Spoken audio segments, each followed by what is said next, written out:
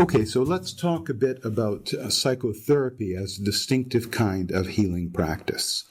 There are many things that could fall into the rubric of psychotherapy, but I think what makes it distinctive is it focuses on the notion of psyche, which in its original etymology, coming from sort of ancient Greek, refers to the soul. So there's some sense about the essence or interiority of a person that is somehow being interrogated, and a person's entering into dialogue with that in some way.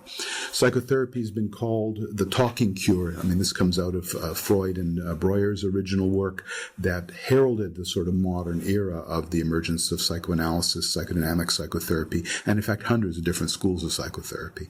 But what they share in common is the notion that one can talk about one's inner world, one's experiences and relationships as they're represented in imagery, in fantasy, in one's own thoughts about motivations, about conflicts, and so on. So there is a sense of an inner theater of the mind that is being explored, being described, and being understood in terms of certain models.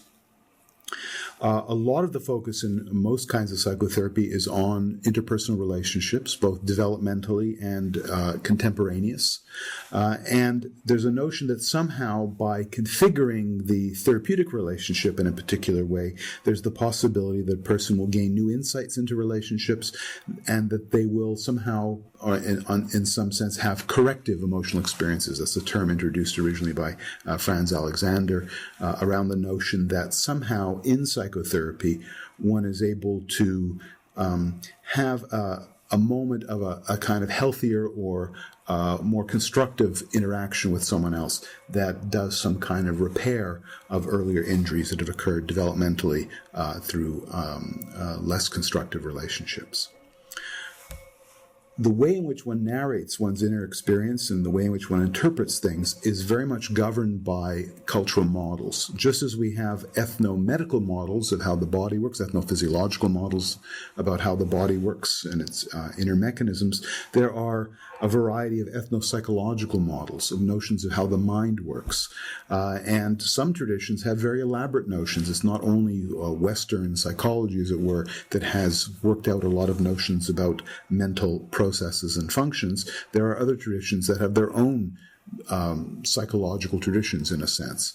What comes to mind most obviously in this area is Buddhism, which has a very rich language for varieties of meditative experience, for processes that occur during contemplative practices, so that one can understand those as the workings of mind, ultimately as the ground of self, and see through them in some sense. So there is not only a model of what's going on, a phenomenological model, but also a kind of a prescriptive notion of how one is to interpret and understand these things. And that's characteristic of different ethno-psychological traditions, only some of which are directly related to forms or schools of healing, but I think it's important to recognize that our varieties of psychotherapy and our ethno-psychological models are not the only ones out there, and that we can learn meaningful things about the human psyche and about human functioning from very different traditions. There's a sense in psychotherapy that in understanding those inner processes, which may be primarily on the side of the therapist, that is, it's not always the goal to teach people who are present as patients or clients, to teach them about the workings of their own mind, but sometimes it is explicit in psychotherapy. But those models, those explanatory mechanisms of what's going on in the mind in an experience are used by the therapist to direct the client's attention towards certain kinds of processes and issues, and that allows people then to work through their own dilemmas and to develop new strategies or approaches for approaching the problems in their life. So in a sense, what's happening in psychotherapy is one's constructing narratives based on individual experience, interweaving within it particular models that draw from ethnopsychology. And those ethnopsychologies, as we'll come to talk about, are grounded in particular concepts of the person.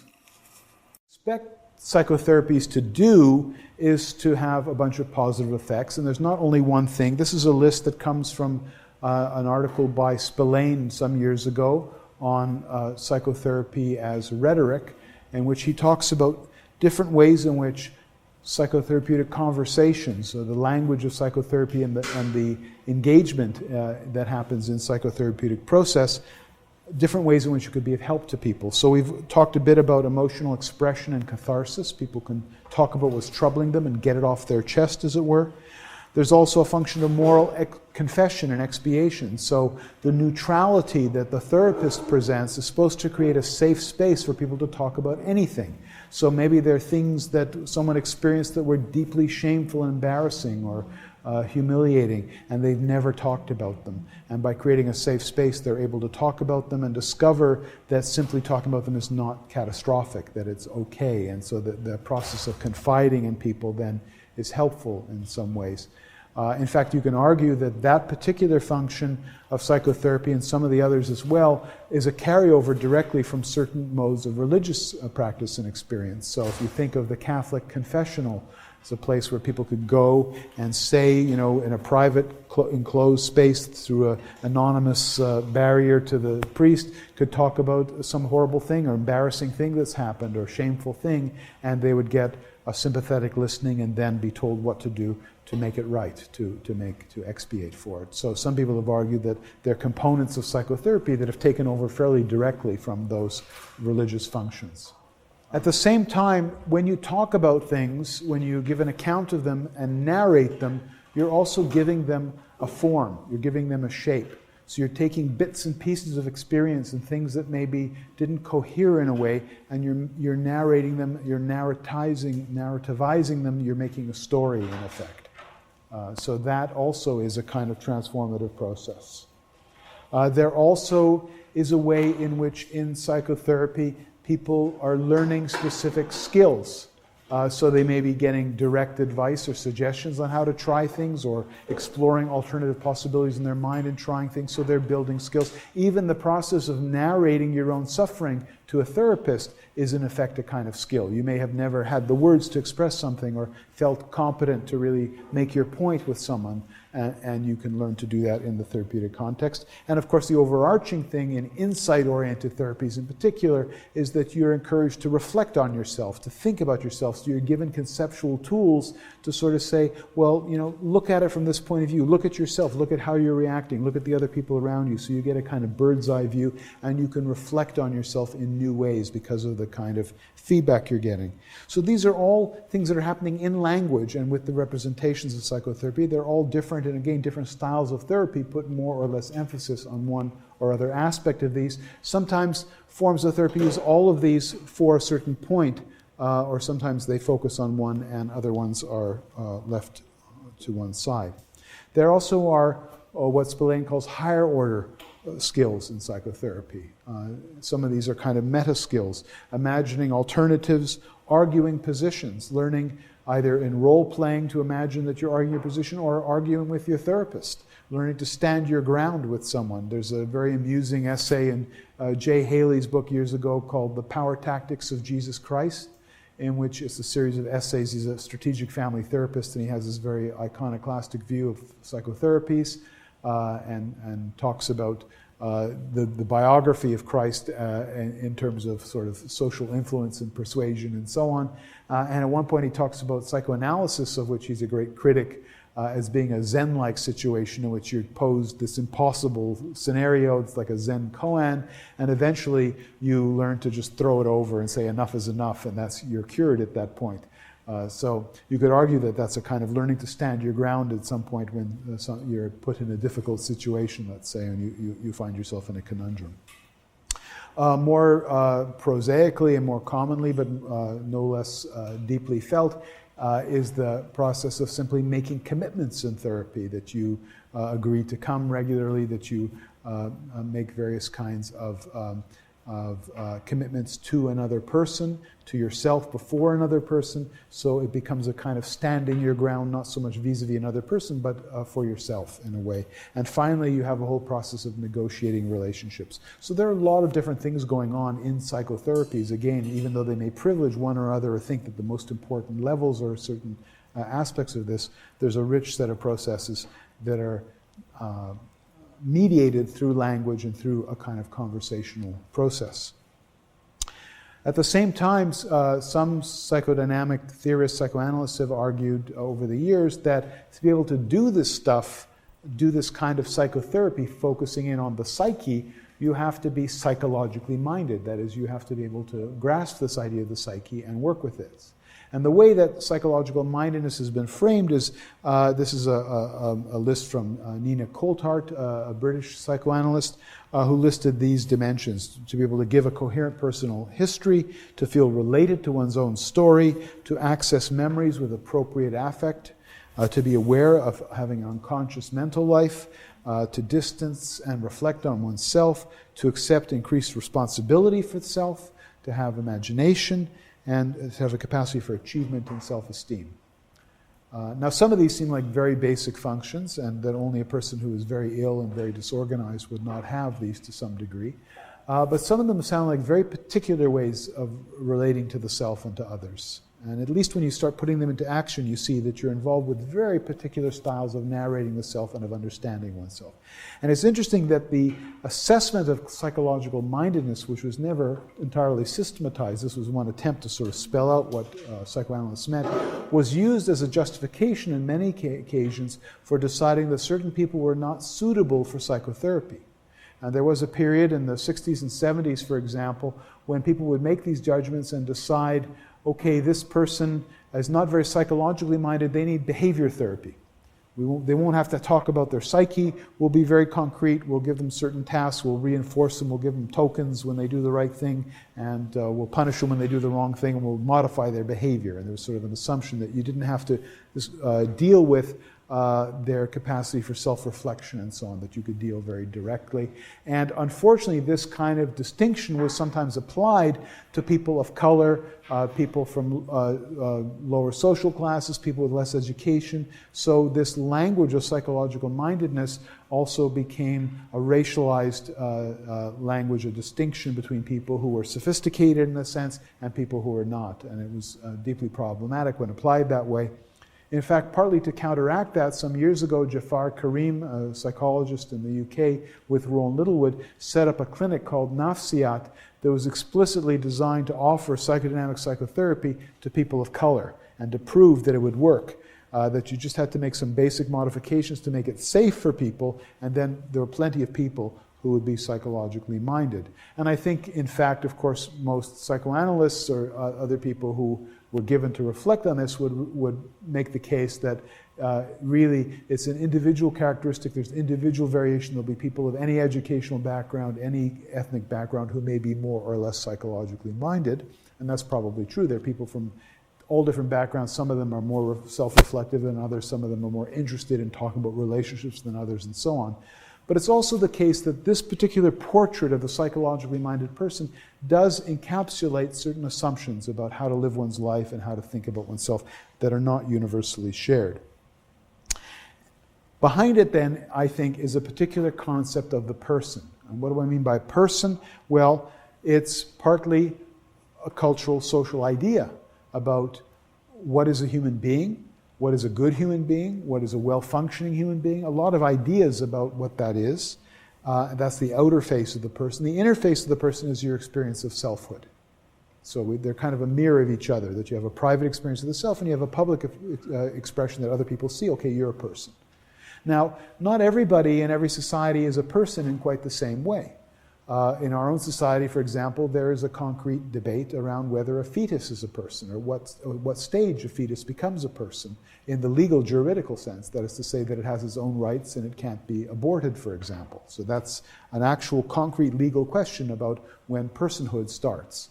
There are other examples. In our society, ironically, corporations are legally considered persons and can avail themselves of some of the same rights and protections that individuals can. A very peculiar notion, but nonetheless one that exists. If you have a chance to see an interesting documentary called The Corporation that raises this curious history and then says, okay, if we take that seriously, let's diagnose corporations by the DSM.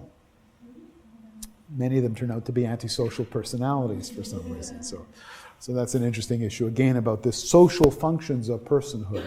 Years ago, the French sociologist Marcel Mauss talked about this idea of the person as fundamentally a social juridical notion of who is considered an individual entity within the society that has rights and privileges and agency and so on.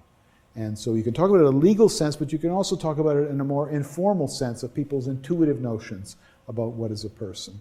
And then, as we talked about when we were talking about indigenous contexts on last week, there are settings in which people acknowledge that there are non-human persons. That is, that there are spirits that could be persons, or that animals could be persons. And so these are other ways of looking at what extends to the range of personhood. To give you another example, we understand personhood as being very attached to consciousness, and consciousness in turn is being very attached to higher activity in the brain. So that we have a category of brain death, at which point you are not a person in the same way that you were before legally, and it becomes possible to declare you dead and to harvest your organs. And this has been very important for the development of transplant surgery at certain points. In Japan, for many years, people understood the person as being distributed throughout the whole body, not just over here, so that even if a person had a flat EEG, they were not dead, and you could therefore not harvest their organs. Margaret Locke, an anthropologist at McGill, wrote a book on this called Twice Dead, about this whole difference in notions of personhood across culture and how they played out in medical ethics and in practice. So these are some general examples of differences in personhood, and then we have these differences in self. Now, one way of understanding what the concept of the person looks like in the West is to take, let's say, the example of the United States, which, as we've argued before, is important because it's an exporter of models, of psychological models, of treatments, and so on. They're not usually presented as, well, here's the US version, see if this fits. They're presented as, here's how psychology works. So we have to do a certain job of bracketing and asking some questions.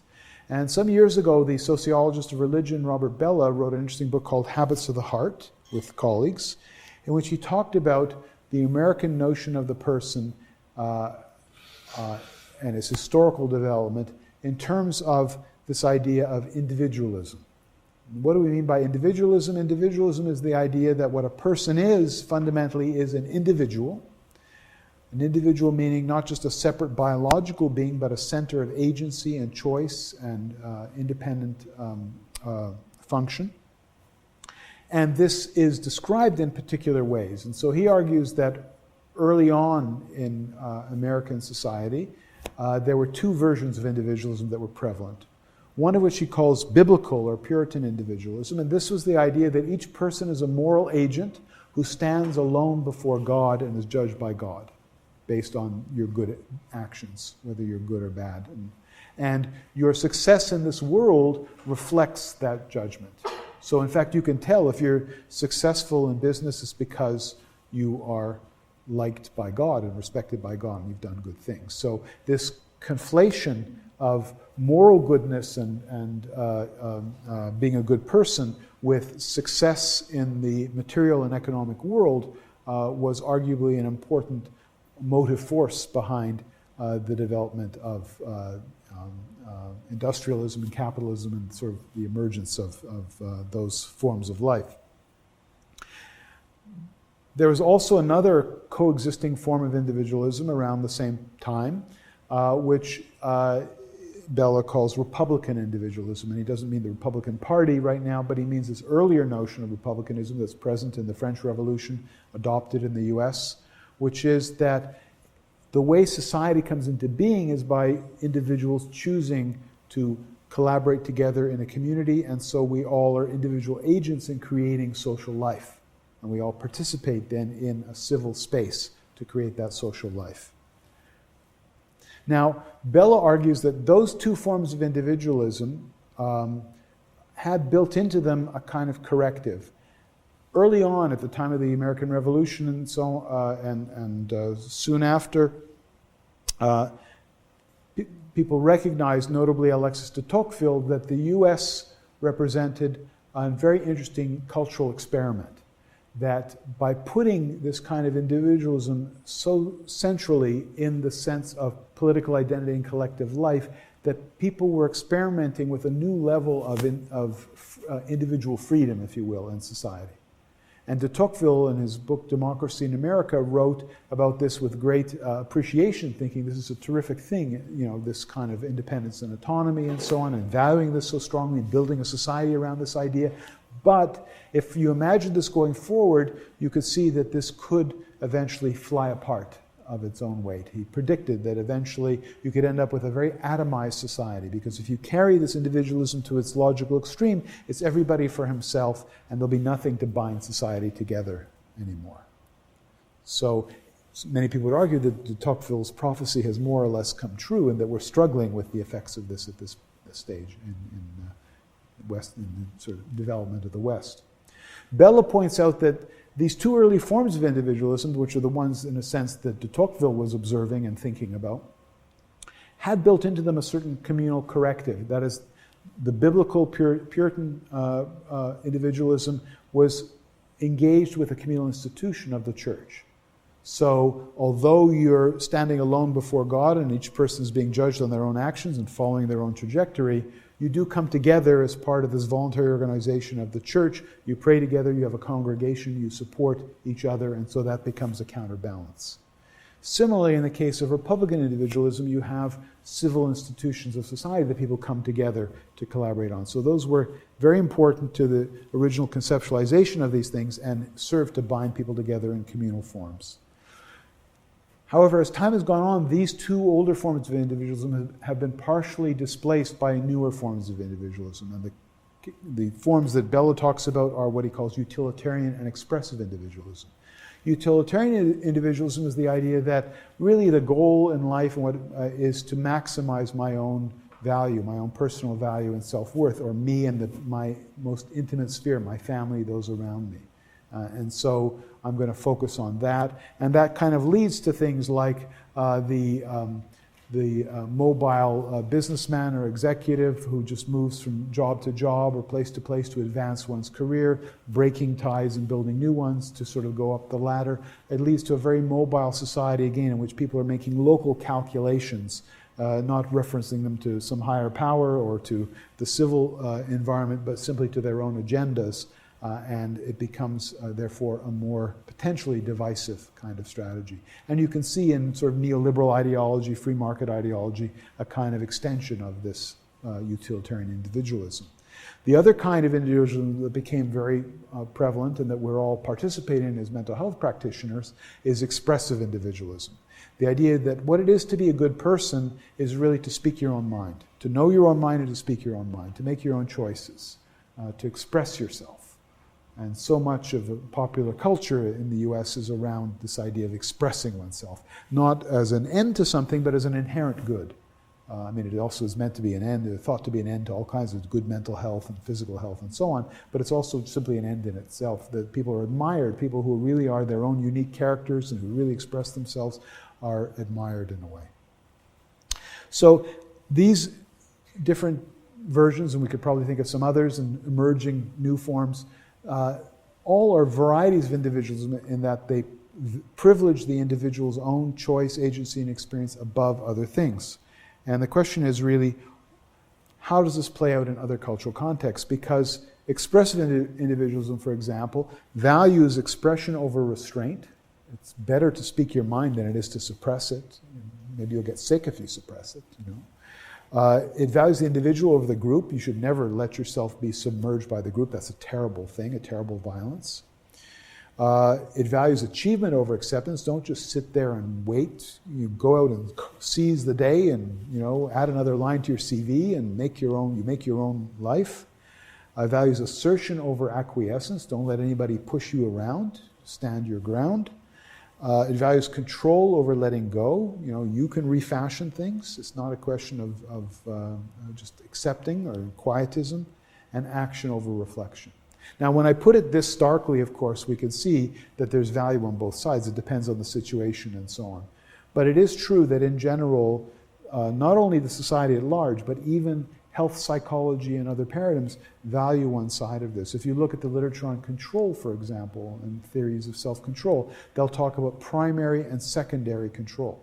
Primary control is taking action to change things. Secondary control is changing your attitude to accept things.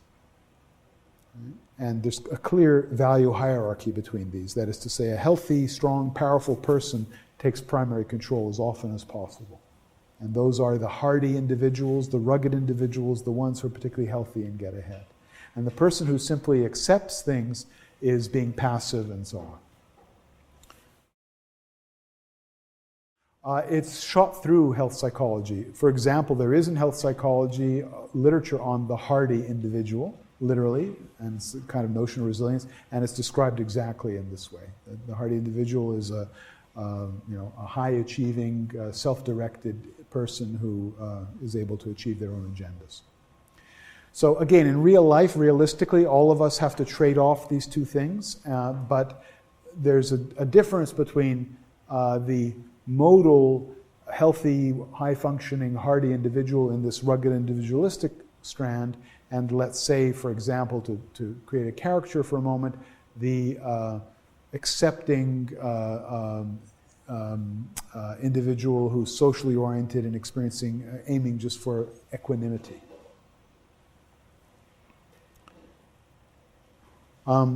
So I think that we need to understand these values not as absolute givens about how a person can best function, but as ideological claims, as cultural orientations that have to be empirically studied. When do they work, when do they not work? Do they work intrinsically, or do they work because they conform to what expectations are?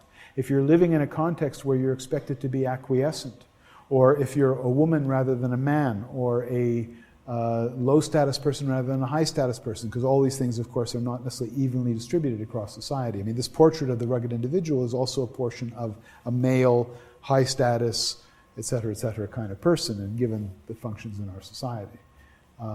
What are the trade-offs? Psychologist Diana Jack has written about and studied the process of silencing the self, and she argues that women in many societies, Western and other, are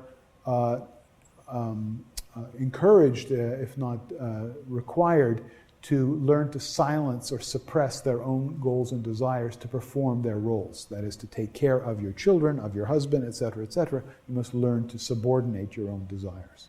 And this is the normative role in many contexts. And she argues and has evidence that this can be costly for women, that people can be dutiful and do a good job, but also end up getting depressed, for example. And this might even explain why, in many settings, Western and otherwise, the prevalence of depression is higher among women than men. And so she, in fact, has a scale measuring silencing the self that asks people things like, how often do you suppress your own desires to pay attention to other people, and on and on. It goes on with a lot of these questions, and people who score highly on it are at risk for more depression and demoralization and so on. And she's done this in other places. They've done this in Nepal, they've done this in other places to show that actually this works across cultures, even cultures where there are much stronger norms, let's say, for women to subordinate their desires to other people. I mean, in the West right now, we have comparatively greater gender equality than has existed in our own society and many societies for a long time, and many people believe this has been helpful in some ways to women, but of course there are trade-offs. I mean, I mentioned the other day, the trade-off on the other side is that having to be in charge of things and direct things and take control and make choices and so on and so forth becomes a burden at a certain point, that there's no yielding, there's no being taken care of, there's no balancing of things there. So all of these polarities become problematic when they're ideologically driven to one extreme or another, and the argument is that gender roles do, in fact, privilege one side or another in different contexts and create dilemmas for people, both in terms of their personalities and where they fit on this, and in terms of the roles that they're given and how much scope it gives them. But it's an empirical question to ask, as I say, is silencing yourself inherently bad all the time? Does it depend on the context? And could you feel very good about your ability, for example, to contain something and not burden other people with it, and could it actually be a source of strength or comfort for you? I think we need to study these things. The ideology of individualism answers the question for us before we've even had a chance to study, because it says this is what it is to be a healthy, good person, and therefore you should conform to this. If you don't, you're somehow deficient. Now, I've made the point in the past, and as I say, we've come up a couple of times in our discussions, that there is a very large literature contrasting the egocentric self, which you could say is a kind of the a reflection of this individualistic ideology and the interior experience of it with a more communalistic or sociocentric self. And whereas the egocentric self understands itself in terms of, the person understands themselves in terms of their own agendas, choices, directions, agency, the sociocentric self understands itself primarily in terms of relationships with others. And so if you ask somebody who they are in the egocentric mode, they tell you a list of their accomplishments and their own statuses. If you ask them who they are in the sociocentric mode, people answer in terms of relationships. I'm from the such and such clan. My father was so-and-so, my grandfather was so-and-so. They locate themselves in that network. And I mentioned last time in talking about indigenous people that there are other modes, that even though a huge volume of work in cross-cultural psychology has worked primarily with these two descriptions and sort of divided the world in half, we should be very suspicious anytime the whole world falls into two symmetrical pieces. That seems very odd and arbitrary. And so I think part of the reason is because most of this work has been done by Westerners preoccupied with the problems of individualism, so they're looking around for what could be the opposite of individualism, what would answer the limitations of individualism, so they construct a portrait of collectivism that is like the mirror opposite in certain ways. And when you ask somebody who comes from a sociocentric society, when you show them that portrait, they tend to get a bit uncomfortable and say, it's not quite like that. You're sort of exaggerating and distorting what it's actually like from our point of view. They would have their own portrait of the individualism that would be a mirror of their condition. But in any event, these differences are pointing towards something, some real phenomena that can be measured, that have some implications. I mentioned last time that you can even measure these in the brain, as it were. If you ask people to process information, where you ask them to decide does it apply to them or to other people, you can show differences between people who are individualistic oriented, people who are sociocentrically oriented. But I also argued that there are other forms of personhood, and I mentioned last time the egocentric form of personhood, the idea among some indigenous peoples that who I am is intimately connected to place, to the environment, to the land, to animals, to the physical environment around, and that I'm in some kind of intimate exchange all the time with them, such that if you really want to know who I am, I have to tell you something about that, I have to tell you something about that environment. That's a different experience of self and personhood. And it's in that context, as I mentioned, that some people will talk about non-human persons as being important in their lives.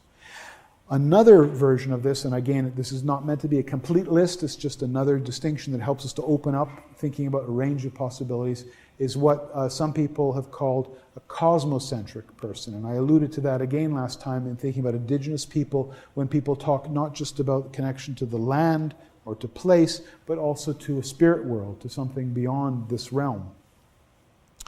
And if you think about that cosmocentric self, then what gives you a sense of identity is your connection to that invisible world. It might be the generations of the ancestors, it might be spirits that are present in some way. I recall years ago visiting an Aboriginal community near Cairns and arriving with an Aboriginal psychologist, and we were chatting, and she explained to me that as she came into the community, she had to ask the ancestors there whether it was okay for her to step on their land. So this is a person who's a mental health practitioner, who thinks mostly in psychological terms most of the time, but who has available to her another ontology and another notion of personhood, and can engage in another kind of internal dialogue that is important for her. And can be a source of strength, it can be a source of conflict, but it's another aspect of her identity that is very present and very central to her way of understanding things. This is a diagram from the psychologist Lonzozo Kapanakes, a professor at University of Quebec at Montreal here, based on his own experience from Togo, from the Cobia people in Togo. And this is the Cobia configuration of the self as he describes it. You have this notion of the person, of the individual person, the Eo, at the center there. The Eo is connected to the social realm in two directions, to an intimate social realm of your immediate family and blood clan, and to the larger community around you. That's the horizontal level here. And that's where the sociocentric self occurs. So if somebody asks, you ask could be a person who they are, and they say, oh, I'm so-and-so's son, and I'm so-and-so is my uncle. And that's the story you get primarily, initially. But there's also another dimension, a vertical dimension, because the person is connected to God through the ancestors, and in particular through the founding ancestor. Each clan line or each family line or each individual has a founding ancestor, and that founding ancestor is the intermediary between them and the deity.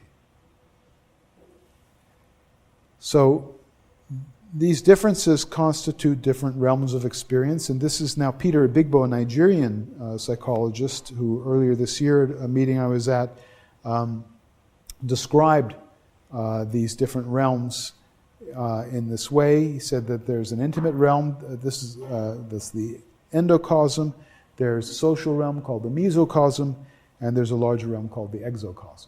So this is interesting in that these are different African traditions, but clearly across many African traditions, there's a notion of these different areas. This is an abstract vocabulary he made up now. The particular vocabulary for each tradition is going to be very different, and it's based on their language and their understanding. But there are these parallels here of the one dimension we could call the sociocentric dimension, this horizontal, deep connection to other people around you, and another vertical dimension to a kind of spirit world.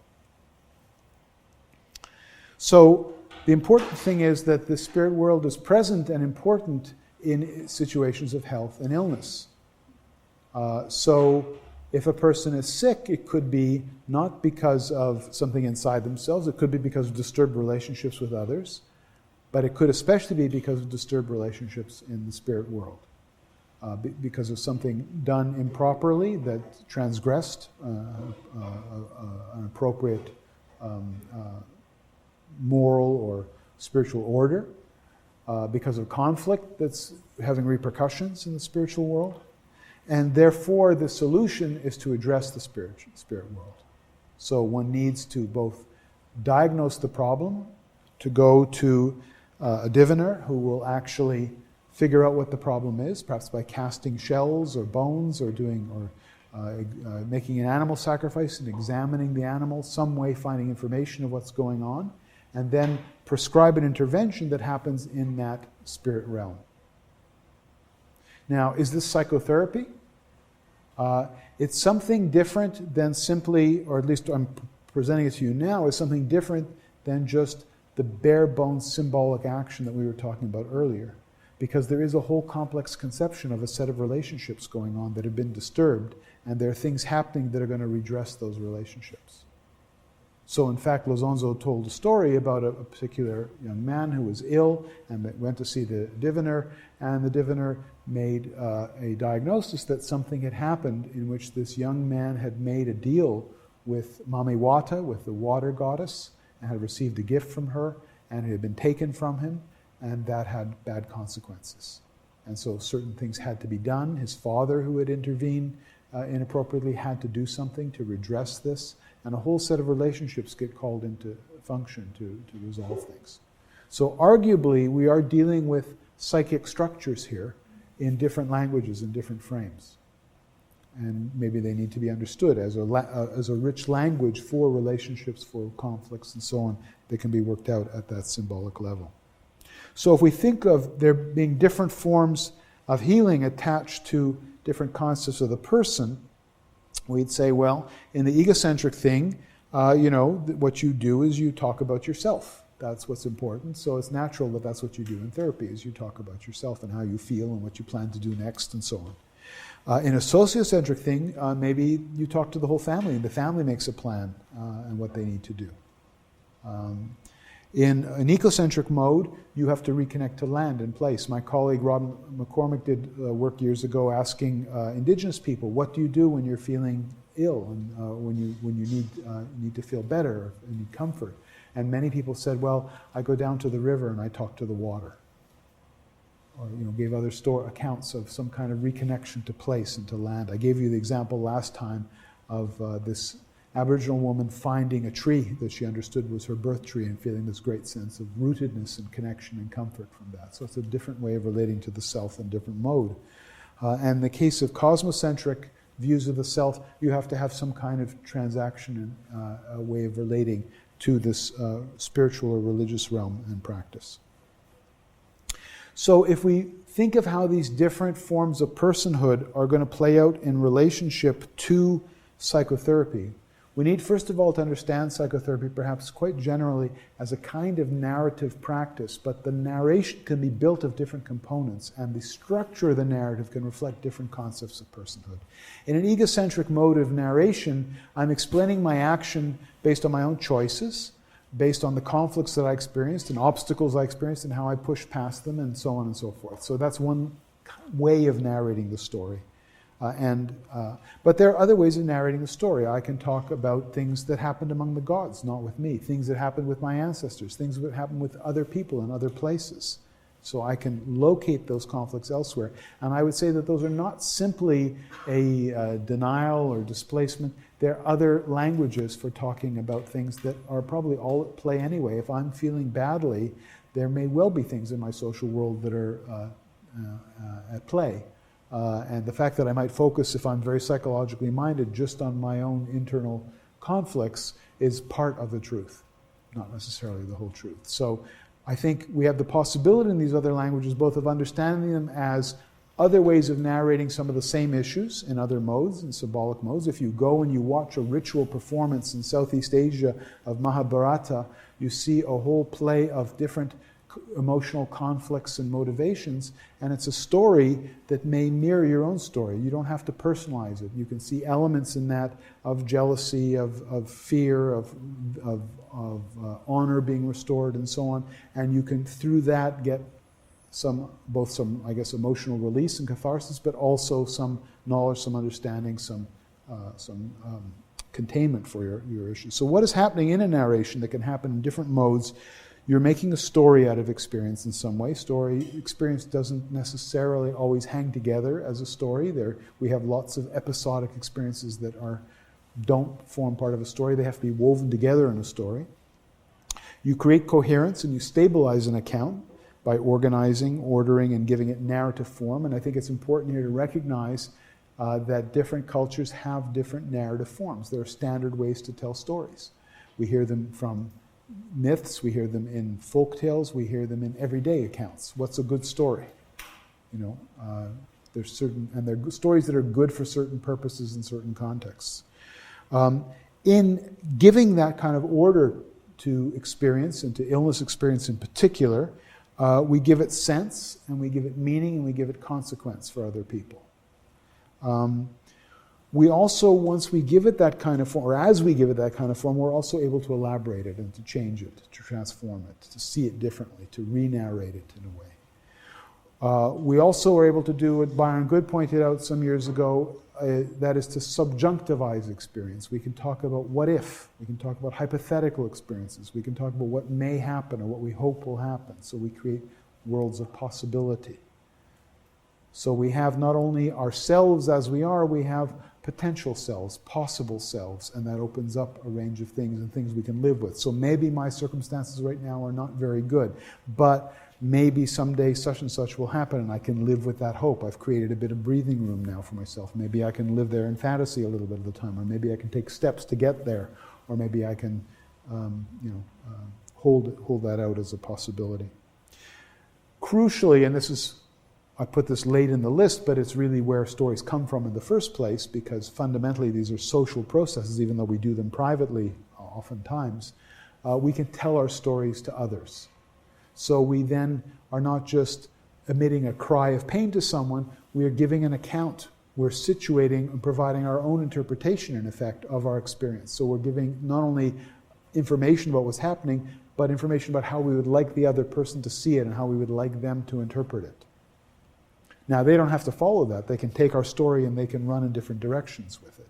And so, in fact, they almost always will to some degree. So the story that we put out is taken up by other people and it is transformed, inevitably. Part of it's just transformed in the kind of broken telephone that, people remember certain pieces and not others because they're relevant to them, and so they re-narrate it differently. It's also transformed for motivated reasons. People want to tell the story a certain way. They want to make their own use of it. So all those things are leading to transformations of the story, which are then coming back to us in transformed version. And we either see ourselves in that story or we don't. and may experience tension in that process. And ultimately, stories may be institutionalized, so that we end up with narratives that are dominant narratives that are simply the way that you tell the story, or the official story of what has happened. And we talked about this a little bit, I think, in the seminar on trauma. We were talking about, and we talked about this last time a little bit with regard to indigenous people, the extent to which, for some peoples, historical stories of violence and trauma become institutionalized narratives of this is our collective history, this is my individual history inscribed within our collective history, and this is the way you tell that history. And if your individual story doesn't quite fit, you may have a problem, because you then are perceived as sabotaging the story, let's say, that other people are invested in. You know, there's one way to tell the story now. And I think for those of us who do psychotherapy with people in the contemporary world, where people are trying to find their way, we're interested in sort of keeping some breathing room for people, at the same time as we recognize that people need institutionally validated stories. If you have a story that nobody else understands or credits or supports, it's a rather fragile thing. It's hard to keep it going. You're likely to run into lots of contradiction and lots of pressure to change it and to think of it differently. And I dare say for most of us, it'll be hard to stick to that story. It'll be hard to remember it. It'll be hard to tell it the same way twice. We'll be under constant pressure to revise our story. I think it's interesting to think of it this way, and think of psychotherapy then as offering people a story that they can make sense of their experience, and that psychotherapy stories like psychoanalytic or psychodynamic stories work partly not only because they fit with the person's past experience, but because they fit with a whole community that ratifies that story.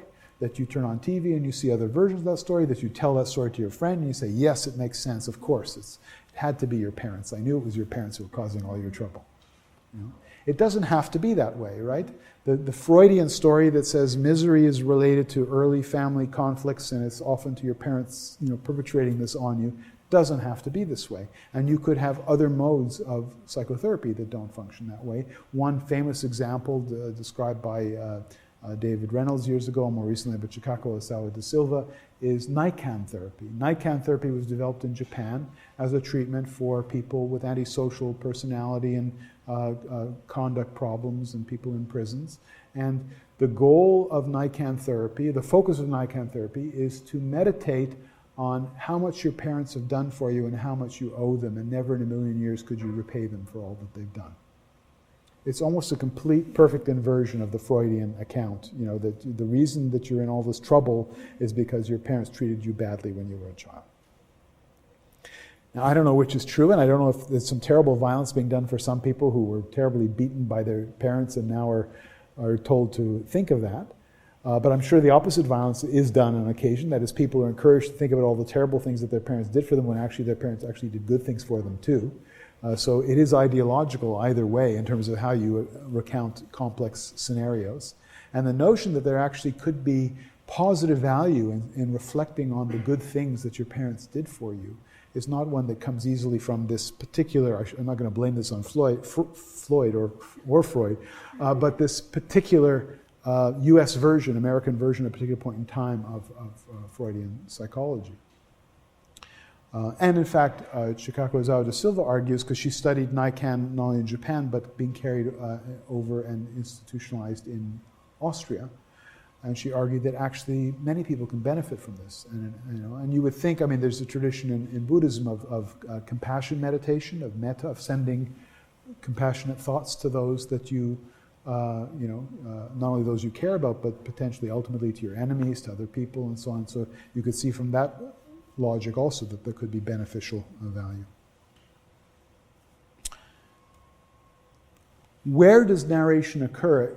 In psychotherapy, it occurs in the cloistered environment of the one-to-one encounter with the psychotherapist. That's the typical model. And as I say, part of that model we could see is coming out of things like the confessional, of this sort of private, safe space to talk about something that otherwise is dangerous, is socially dangerous, is toxic. People will judge you. You'll have to live with all kinds of consequences of the things you said, or even just your dark thoughts. Because one of the things creating that transitional space of psychotherapy does is it gives you a safe space to just say fantasies, to say things that you don't want to be held accountable for, at least as actions, that you want to have room to think about.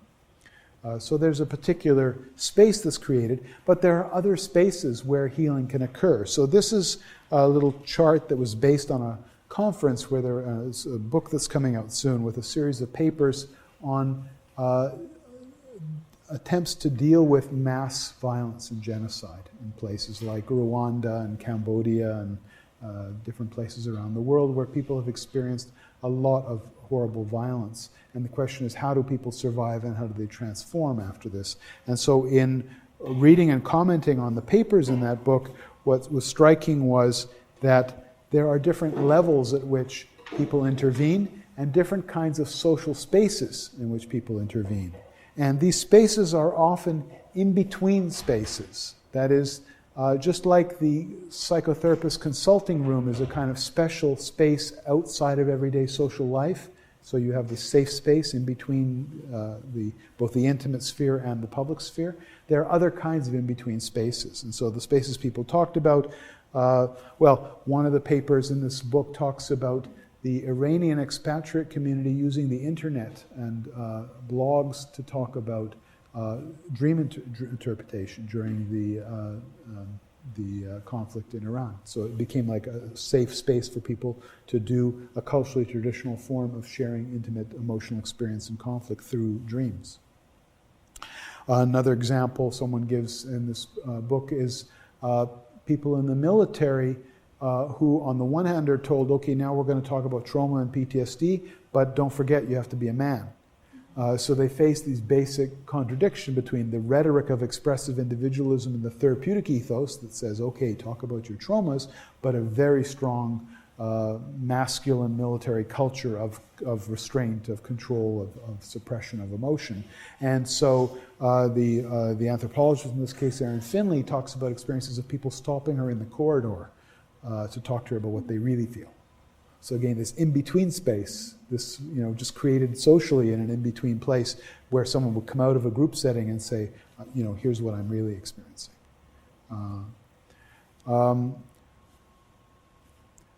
One of the other powerful examples in this volume is an essay by Heinrich Kwan, an anthropologist working in Vietnam, who describes working in a community in My Lai, actually, a community where there's terrible atrocities committed in the Vietnam War, and describing people who go to the shrine to pray and who clap before the shrine, but who also turn and clap in empty space, which is not the usual way that one does that kind of gesture. And when he was able to talk with people and they shared with him, they explained, this one is for the people who died wrongful deaths, who are still lingering around as ghosts.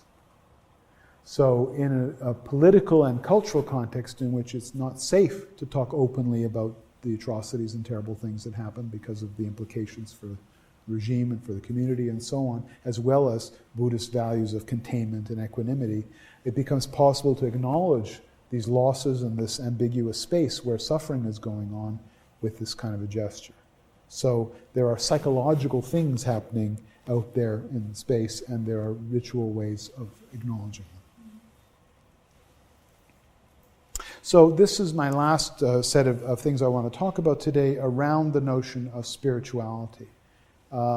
Because, as I mentioned, forms of healing from the earliest systems that we can identify have been closely connected with people's notions of religion and spirituality for obvious reasons. I mean, first off, because the most serious illnesses people face are mortal illnesses, so we're dealing with issues of life and death, the same questions that spirituality is supposed to help us understand and answer and deal with. Also because the realm of religion and spirituality is where, for many people, great power is invested and great possibility of transformation or renewal. So there's a lot of good reasons why these things should be connected in people's minds. And nowadays, spirituality in North America has become a popular language precisely because of people's ambivalence about religious institutions. So I'm saying religion and spirituality, religion or spirituality, because that's kind of a blanket phrase now. But there is a distinction that people make, an informal distinction between religion and spirituality. So religion, and many people, again, thinking of the average sort of everyday North American way of using these terms these days, religion is attached to religious institutions and formal religious practices. And for that reason, for some people, it collects around it all of their ambivalence and all their struggles and all their difficulties with religious institutions, many of which have been shown to be flawed and have problems and be behind conflicts and so on and so forth. So there's been a lot of people who've been disaffected by those institutions. And I gave the example, may have given the example earlier, in Quebec society, for example, we have had a huge social transformation in the 50s from a society that was very Catholic and was centered around the church very strongly to a society that threw off that influence formally in what was called the Quiet Revolution, and in which many people identify themselves as secular at this point, and very strong political values of secularism, laicization, as an antidote to what people saw as the oppressive and repressive functions of the church. I mean, concretely, what that meant for many years was a lot of wealth went into the church, so towns that were poor would have a beautiful church in the middle, but there would be problems. More importantly, I think, for many years, education was devalued, and the best and brightest in families were encouraged to go into the priesthood or go to the nunnery. And at some point, people turned around and said, this is actually holding us back, this is problematic. So there was a whole process of social critique, internal critique and reform that went on. But that's left people then with a very ambivalent attitude, not to say negative attitude, toward institutions. I would say institutions in general, certainly religious institutions. However, people nonetheless experience spirituality. And in fact, in a study that Danielle Groslow did some years ago, looking at French Canadians in Quebec who had heart attacks and their experience post-heart attack in how they recovered, and trying to understand the things that might have influenced adherence to treatment, she was very surprised to find, because she herself comes from that background and saw herself as very secular and saw her cohort as very secular, that what people reported most commonly, people who were able to really make a big transformation in their life after their heart attack, to say, that's it, no more smoking, good diet, exercise, do all the things they were supposed to do, often said, well, I realized when I had a heart attack that this was like a spiritual message. It was a message from God, or it was a message I had to change my life. So they gave it a spiritual interpretation, and they often did things like, well, I prayed, I went to church, I did this or that, sometimes privately, sometimes institutionally. So she was very taken aback that in her mind, as a participant in that culture, she thought, no, we gave that up a long time ago. In fact, we have negative attitudes about that because of the history of being held back by the kind of backward version of this, and that's it. And she discovered, no, it's there, it's like a stratum in people, and faced with this big life crisis, this stuff comes out. So that's an interesting example. I think there are other versions around North America. I would say that the term spirituality has become very popular for people because it gives room for an individualistic version of religion. You don't have to belong to anything. You can pick and choose. I do a little Taoism and a little Buddhism, and I light some candles, and that's my spirituality. I don't want to be dismissive of it. I think there are lots of rich things that happen within it, and it gives people the opportunity to find the system or the approach, and they can get as deeply involved as they want, and at some point the distinction may become blurred. In fact, distinction is blurred anyway, because there are people who would say, well, yes, I belong to a religious tradition, and what's important to me is the spirituality. So spirituality also has the connotation of a more experiential dimension of religion.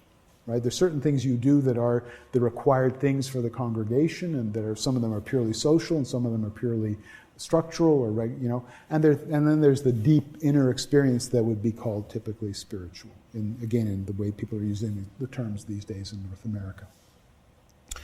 So I'm bringing this up because you remember on that hierarchy of healing processes, at the top I put things like political action and spirituality.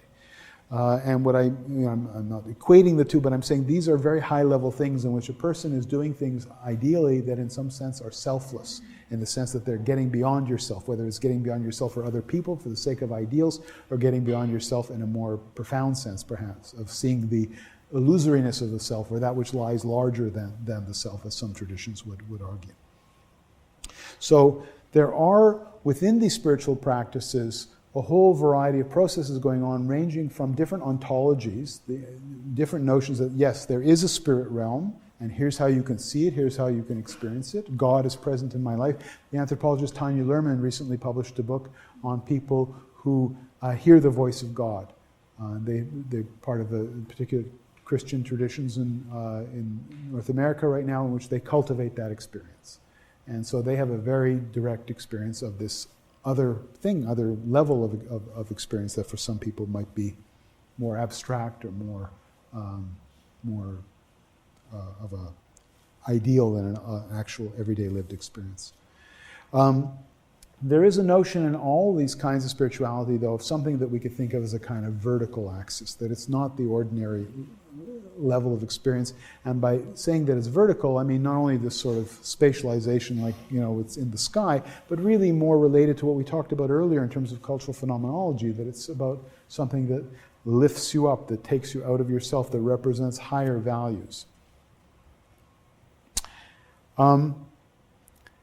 Often these spiritual practices involve beings or presences or forms of deity or emblems of God that are personified to varying degrees. So I mentioned earlier traditions like popular Hinduism or popular Buddhism that have grand narratives that involve lots of agents and actors who are almost human. You can sort of recognize human motivations, and this is present in every tradition. There's a wonderful book by, I might have mentioned this already, by the art critic Leo Steinberg, called The Sexuality of Christ in Renaissance Art and Modern Oblivion, in which he points out that in Renaissance art, Christ was always depicted, baby Christ, with genitals prominently, and often Mary's pointing to the genitals.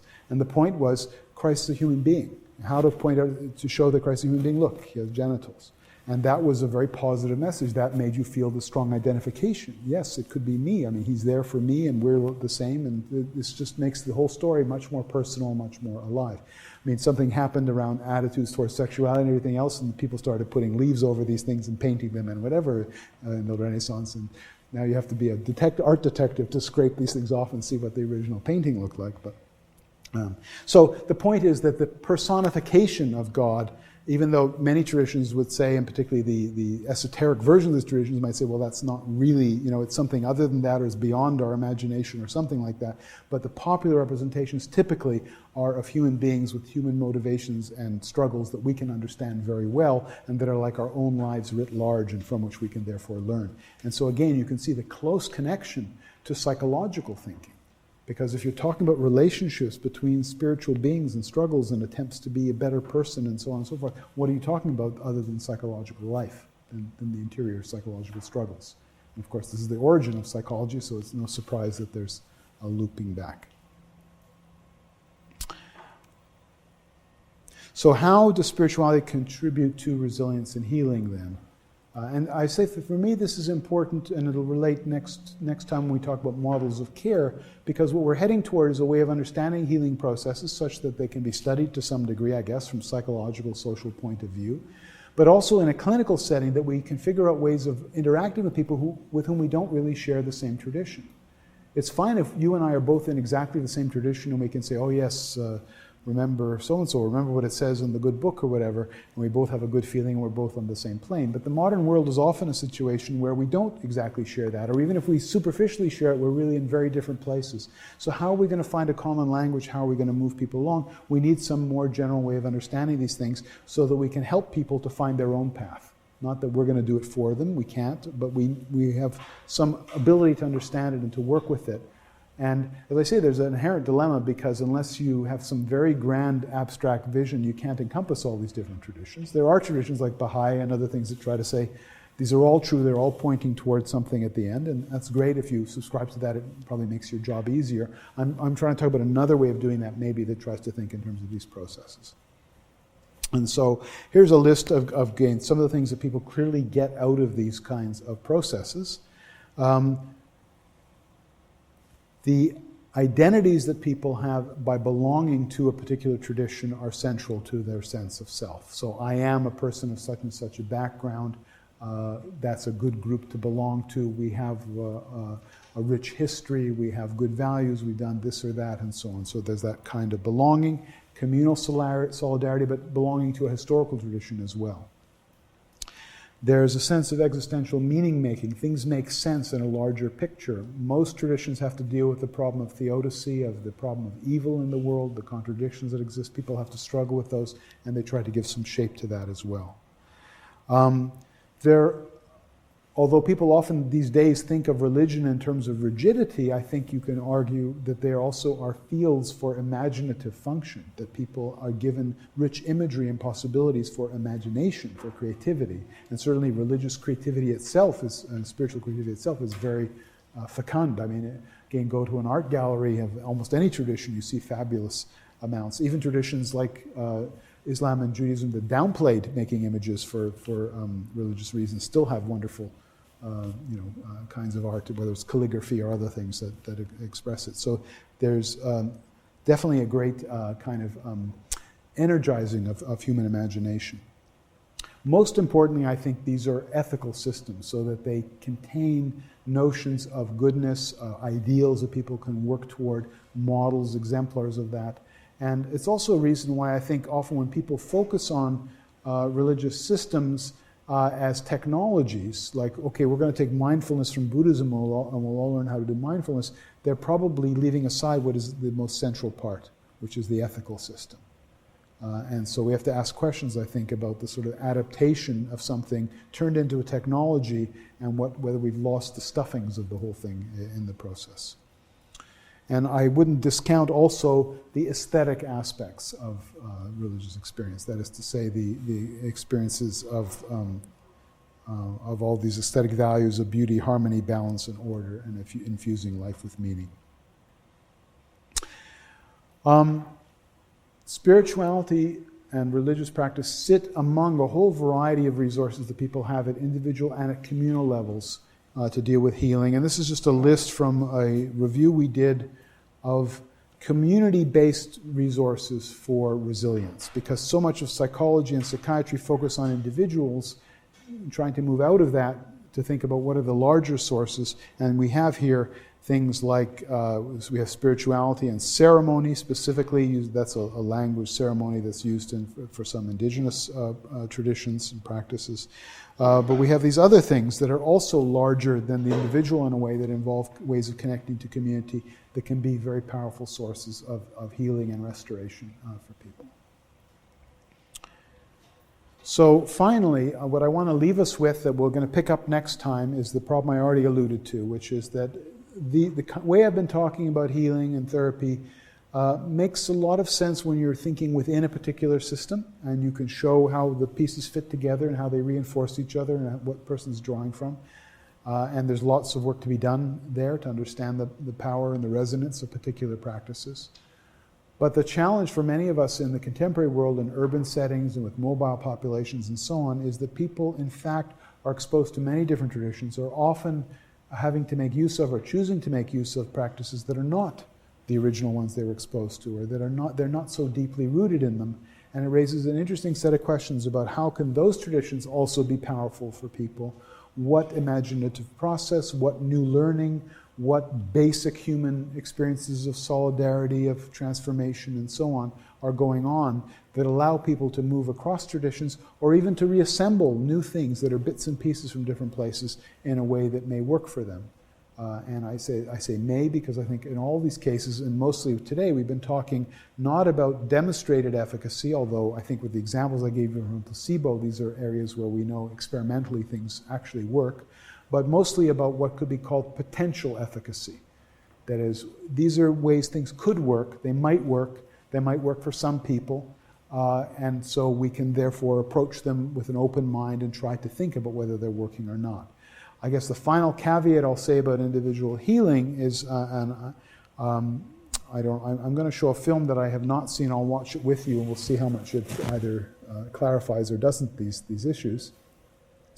But one of the films by Rob Lemelson that I showed on other occasions shows a woman with, one of them is a woman with Tourette's syndrome in Bali who's looking for different kinds of healing, and she goes to a whole variety of healers. And some of the healers are just awful. They do terrible things. They're hurting her, they're kneeling on her and walking on her, they're fondling her, they're giving her really noxious stuff to drink. So it does explode the romantic view of indigenous healing. That just if we're going to be critical, and as I think we have been in this course, of biomedicine and of all the toxic things we do and the ill-considered things and the things that are exaggerated and oversold, we need to be almost as critical. I say almost because maybe there's not as much economic power behind most forms of indigenous healing, but at least we need to be almost as critical of other traditions and not just assume that because people do it, it's inherently good and there's no abuses and there's no corruption and there's no just bad ideas that just perpetuate themselves. Both are the case.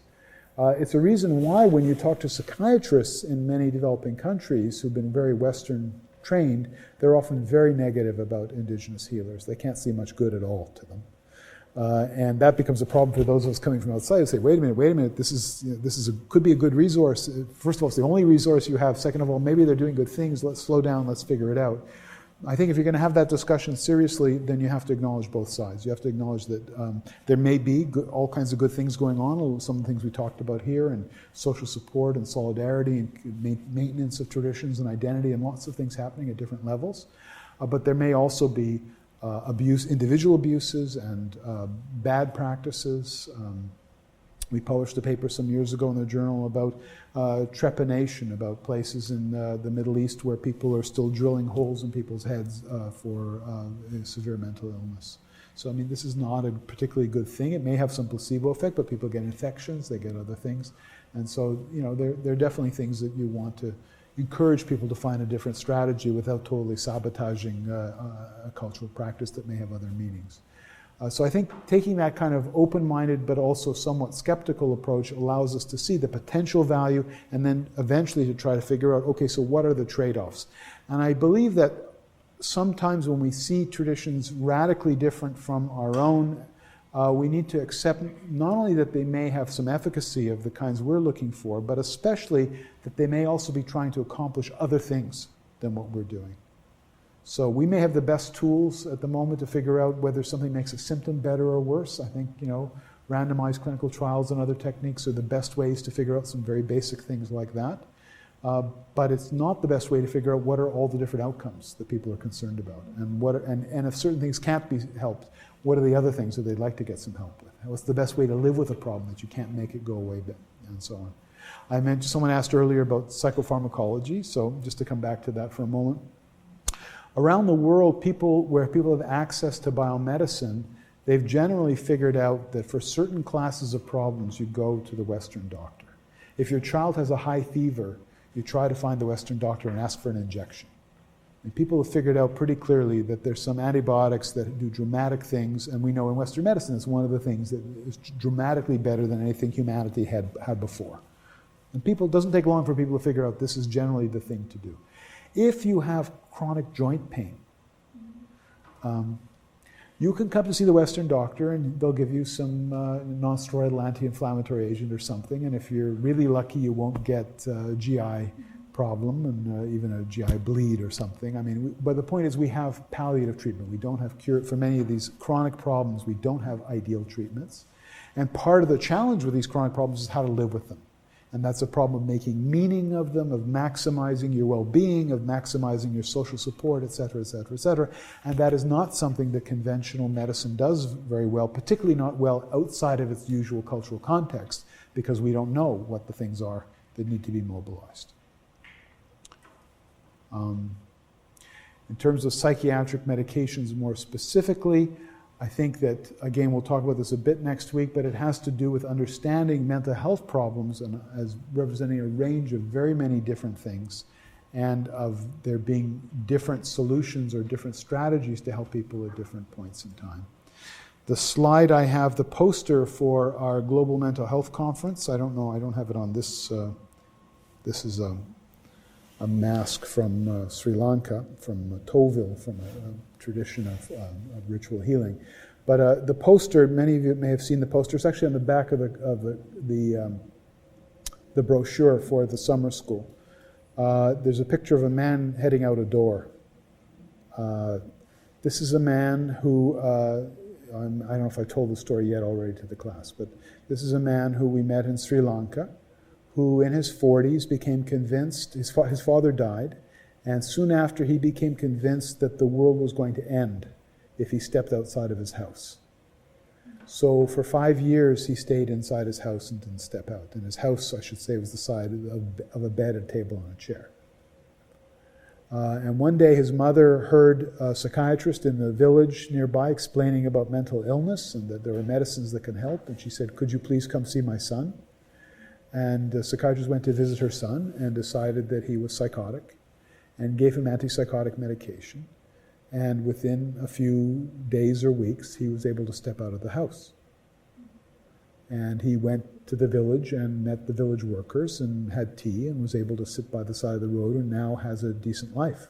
He continues to take the medication. He has a decent life. So this is medication that is not curative of his problem. It controls a symptom or problems he's having.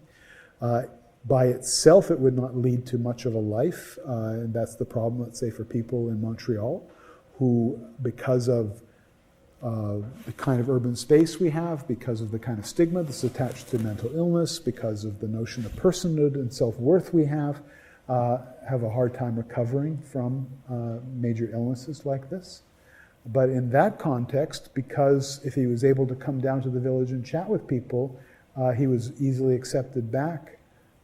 He has a pretty good social life again and pretty good functioning. And this relates to the observation that Dr. Jarvis talked to you about from the International Pilot Study of Schizophrenia and subsequent studies, saying that psychotic illnesses generally have a better prognosis in many developing countries. And the reason probably is in part because of better social integration. That is, if you can control somewhat your symptoms, if they're not too bad, then you're more likely, you may be more likely in a small-scale rural society that doesn't highly, still stigmatizes some things but not others, you may have a better chance of being reintegrated. And I think that story illustrates it. So that's, I chose that image for the conference that we have coming up, because the conference is going to be exactly a debate around, should global mental health just be giving medication to people, or should be working with community workers? So he's a great example, because neither alone probably would be enough. We know for sure alone the community workers were not enough, because they were there, but he wasn't getting better. But the medication probably would have been enough for him to get out of his place a little bit, but not to improve the quality of his life. So that's an example. We could take another example of, let's say, mild depression, where a lot of people right now get antidepressant medications for mild depression that probably should not be getting antidepressant medication. We thought that antidepressant medication was fantastically effective. It turns out it's not that much more effective than placebo, which incidentally does not mean that it's not effective. It just means placebo is much more effective than we thought. Again, the message is, yes, depression is very bad, but there are self-regulating and self-righting processes that can help people get out of depressions oftentimes. And giving somebody who has a mild depression antidepressant is probably a bad idea for several reasons. It labels their problem in a certain way, makes them think, I need this medicine, without this I'm not going to be well. That's a problem. It may actually have a biological effect of making them more vulnerable to worse depression in the future, because that's how most physiological systems work. If you take a medication, you're interfering with the internal regulation, the body adapts to it, and you take it away later and you have a kind of rebound. It's true for almost everything. Why shouldn't it be true for antidepressants? Some people have suggested that. It's hard to show. People are very afraid to look closely at that, but it's possible. And finally, it prevents people from learning skills that they could use on other occasions and feel confident that they could use on other occasions. That would probably have more preventative value. So why do we give antidepressants to people with mild depression? Because it's convenient, easy for a doctor to do. It takes 2 seconds to write the prescription. Interestingly, years ago, we did research on this years ago. I talked about some of this when we were talking about somatization. We did research years ago that showed that 50% of people with depression in primary care were never diagnosed and never treated. And part of the reason was people don't want to go there because it's messy and stigmatized. But part of it was that the older antidepressants, like amitriptyline or imipramine, had a lot of side effects. They had anticholinergic effects. They made people have a very dry mouth. They gave you blurred vision. They had all temporary effects, but they're very unpleasant. So many people would not take them. If you gave them to a person said, oh no, doctor, it made me feel terrible. And Often what a psychiatrist would do is see the person very frequently and keep coaxing them and encouraging them, which a family doctor often couldn't do. In fact, that was the main difference. A family doctor would give a dose and the person said, I can't take it, and then they'd refer them to the psychiatrist. And all the psychiatrist would do is say, I'll see you in 2 days, or give me a call, or I'll see you next week, and just keep coaxing them to get the dose up to a good level. It was like magic, and then eventually people would get better. What happened with the new generation of antidepressants, the SSRI antidepressants, is they're quite a bit easier to take, although not as easy as people thought, because it turns out, for example, with something like fluoxetine, probably 1 in 5 people have sexual dysfunctions and loss of libido, which could be a very significant event in your life or your relationship. But anyway, overall, they're easier to take. They can be prescribed as a single dose once a day, so there are lots of reasons why people find them easier. So it's become much easier for a doctor to just say, okay, you seem depressed to me, or you have pain I can't figure out, okay.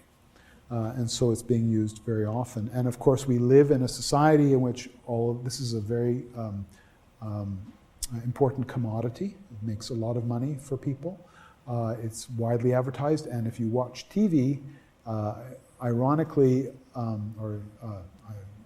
is not the right word, but miserably enough, even though direct-to-consumer advertising for pharmaceuticals is illegal in Canada, we get enough US channels on our cable or whatever else that we get to see this all the time. And it just absolutely astounds me that people can watch TV and every break is about some terrible thing about urinary incontinence or sexual dysfunction or heart attack or this or that, and telling you, to worry about it and that maybe you should go for a pill, and then listing all the horrible things that happen with pills. I mean, that's an interesting study too. If you take this pill, all these horrible things, which they have to do for legal reasons, and interestingly enough, that doesn't counteract. In fact, you wonder if what it does is it helps in a way, because it makes people think, okay, I feel pretty fragile after hearing all those things again. Plus, in a certain way, it may imply that the pill is very strong, right? If it can do all these things, it must be a really powerful pill, so maybe this will really help me. In any event, we live in a culture now when the idea of taking a pill is being increasingly normalized. So those two things come together, along with the technology of diagnosing depression, to make it very easy for people to prescribe medication. So I think on the flip side, there are people with moderate to severe depressions who are at serious risk for death by suicide, for other kinds of problems, for whom antidepressants really could be life-saving. So that's an example. And there are other medications that can also be helpful in certain situations. But I think we're in a mode right now where on the one hand, people are being encouraged to be more cautious about the use of medication, clinicians are. On the other hand, we're in a society where it's so normalized and everybody's so awash with it that it hardly matters what the doctor wants anymore. People are coming and saying, I'd like this, I heard this could help, could I get this, my friend's taking that. It's kind of that's why this direct-to-patient or direct-to-client advertising is so important, because if you can convince the consumer, it almost doesn't matter what the doctor thinks at that point, because if people can't get it from one place, they'll get it from another, and it'll just drive the demand. And I guess the final point to be made, which will be related to our global mental health thing, is that once people have saturated the North American market, or once they see certain things being rejected in the North American market, it's no problem to go to other parts of the world and say, okay, you guys all need this too, and now we can open up a whole other market. So.